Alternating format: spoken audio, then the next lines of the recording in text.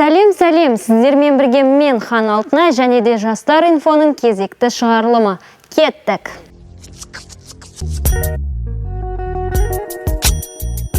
Биыл 145 мыңнан астам талапкер ұлттық бірыңғай тестілеуден өтті. Жалпы орташа балл 69 баллды құрайды және де өткен жылғымен салыстырғанда 5 баллға жоғары.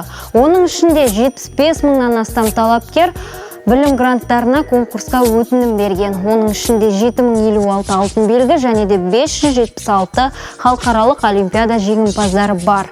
Бәрекелді, бұл көрсеткіш жылдан жылға көбеймесе, азайған жоқ. 16 жасқа дейінгі балалардың Instagram аккаунттары тіркелген күннен бастап автоматты түрде жабық болады. Сонымен қатар осы санаттағы Instagram желісін пайдаланушыларға көрсетілетін барлық жарнамалар да шектеулі.